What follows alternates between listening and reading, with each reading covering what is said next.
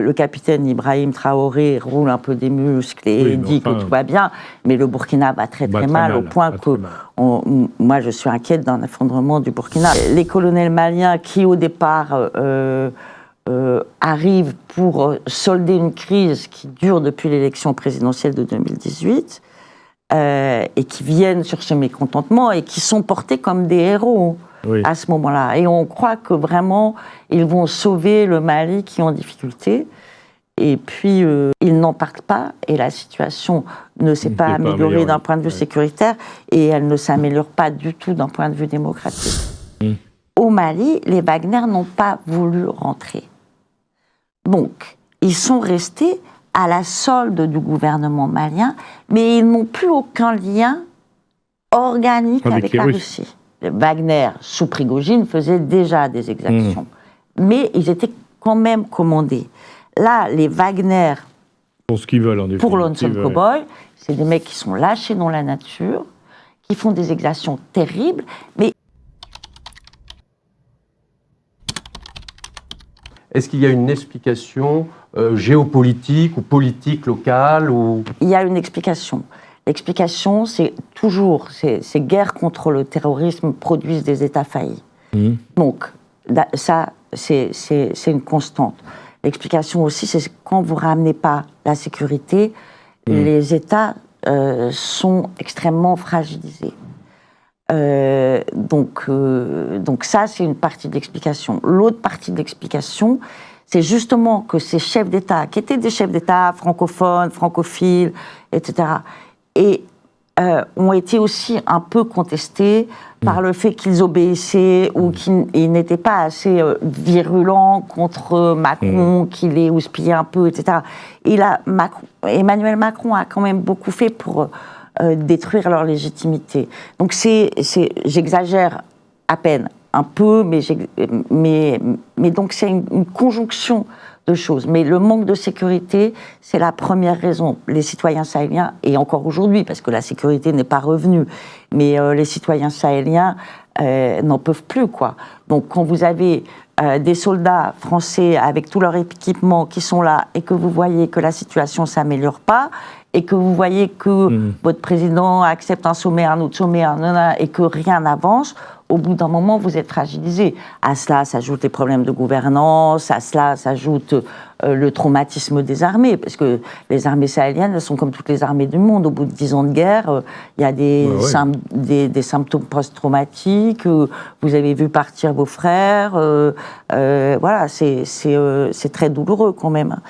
Ils en sont maintenant à 11 ans de guerre. Les généraux ont fait des coups d'État sans vraiment apporter des solutions originales pour le moment. Ou alors cette association entre ces trois pays du Sahel ? Alors déjà, c'est pas tous des généraux.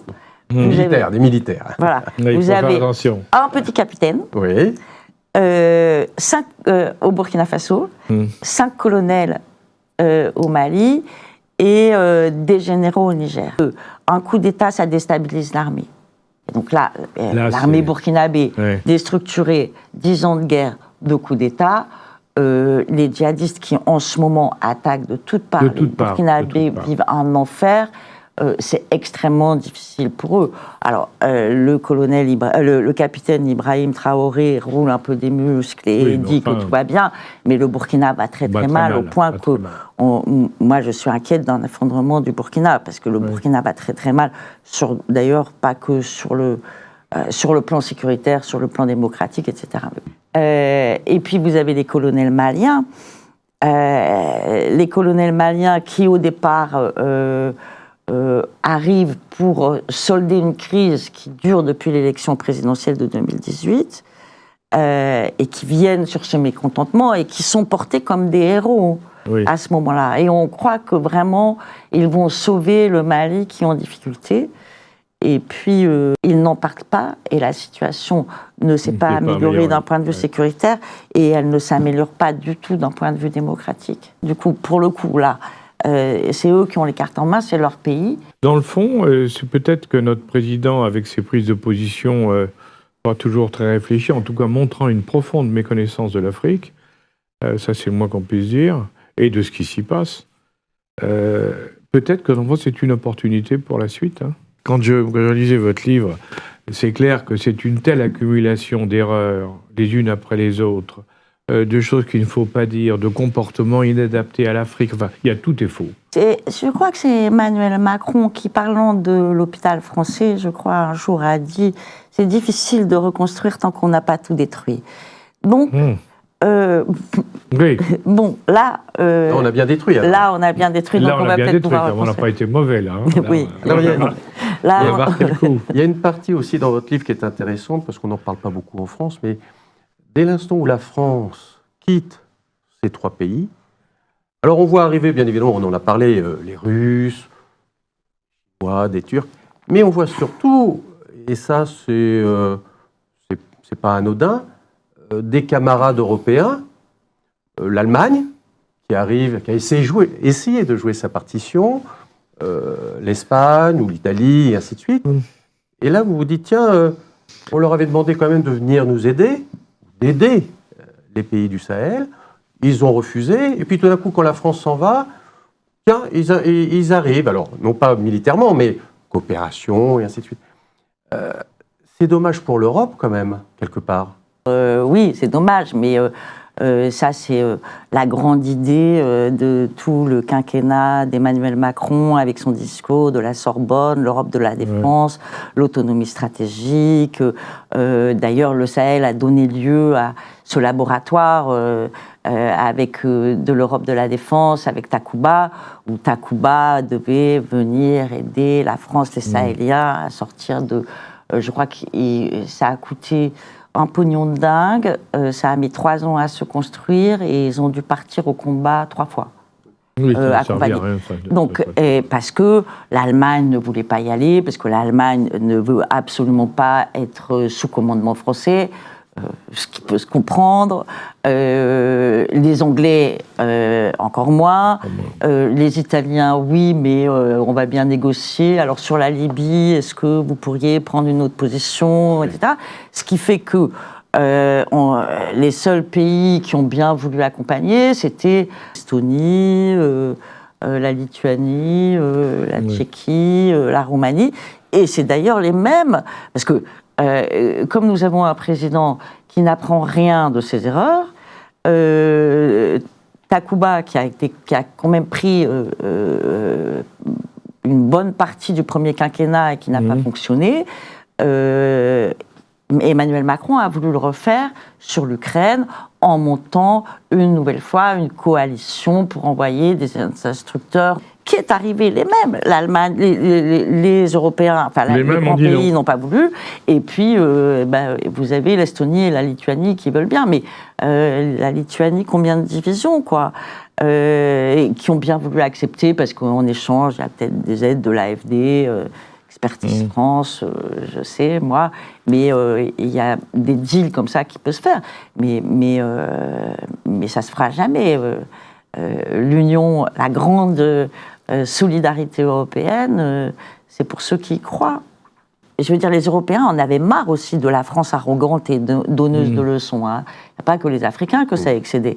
Donc, quand la France est partie, ils se sont dit, ils ont rigolé sous cap en disant, bon, la France s'en va, mais nous, on va pouvoir rester. Et en fait, ils ont tort aussi, parce que ce qui se passe, c'est que la France affaiblie, ça affaiblit aussi ses alliés. C'est ce qu'ils ne comprennent pas.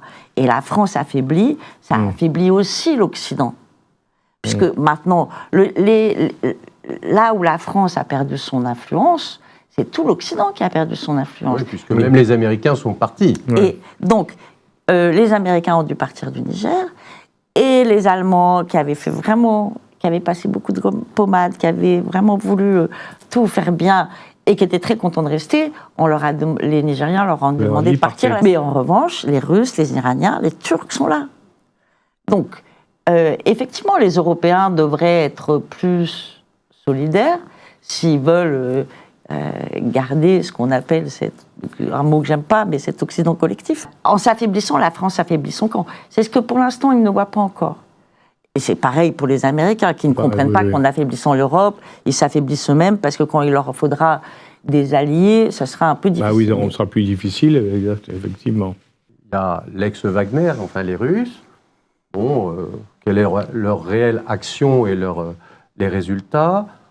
Et tous ces autres pays, la Turquie, l'Iran ou la Chine, c'est pas avec ces gens-là qu'on va sécuriser les pays quand même. Sur Wagner, vous me donnez l'occasion de faire le point parce que ça devient très compliqué. Wagner était donc au Mali, en Libye, en Syrie, au Soudan, voilà. Ça, c'était avant la mort de Prigojine. Quand Prigojine meurt en août 2023, les Russes essayent de reprendre en main Wagner, qui commençait à leur poser beaucoup de soucis et énormément de soucis politiques aussi. Parce que Wagner était parfois dans des endroits où la Russie ne défendait, pas. Par exemple, au Soudan, derrière Hemeti, ils étaient là. Wagner, c'était avant tout une société militaire privée chargée de faire de l'argent comme toutes les sociétés militaires privées. Bon, même si elle était plus ou moins liée à la Russie. Maintenant, après la mort de Prigojine, les Russes ont demandé à ce que les gens de Wagner rentrent au pays, et rentrent soit dans l'armée, soit dans une autre entité qui s'appelait Africa Corps. Dans certains pays, ça a très très bien marché. En Syrie, en Libye, ils sont rentrés dans l'armée et tout s'est bien passé. Dans les pays où ils sont arrivés après la mort de Prigojine, comme au Niger ou au Burkina Faso, c'est Africa Corps. Et là, ça pose pas de problème, ils partent pas au combat, ils font de la formation et de l'entretien de matériel. En revanche, il y a des pays où ça s'est très mal passé, et notamment le Mali.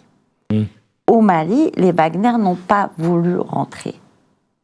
Donc, ils sont restés à la solde du gouvernement malien, mais ils n'ont plus aucun lien organique avec la Russie. Les Wagner, sous Prigojine, faisaient déjà des exactions, mais ils étaient quand même commandés.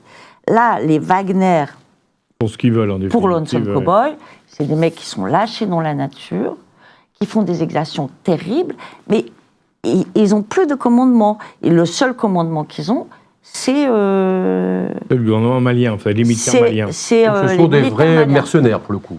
À l'ancienne. Pour le coup, c'est des vrais mercenaires.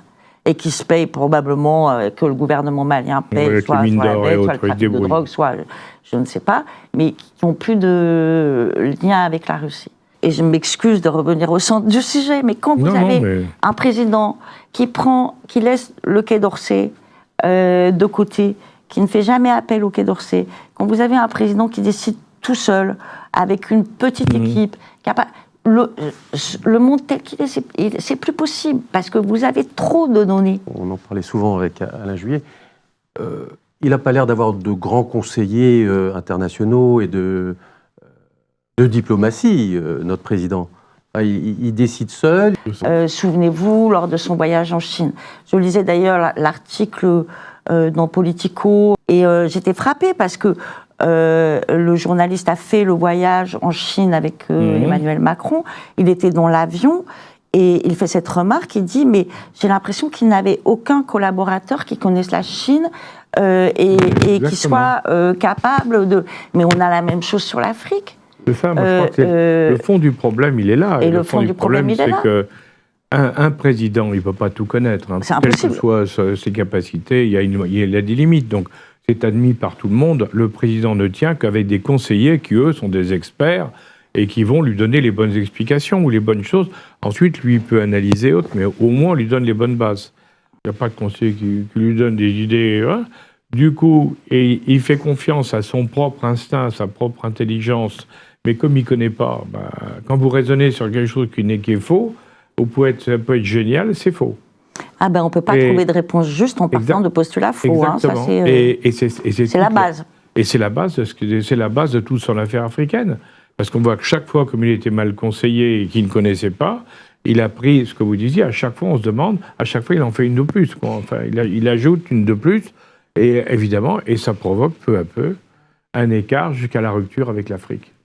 Oui, mais c'est ce que me disait quelqu'un qui l'avait pratiqué. Il me disait, mais la façon de fonctionner d'Emmanuel Macron fait qu'il ne peut pas avoir d'expertise, parce qu'il choisit des gens qui lui ressemblent. Oui.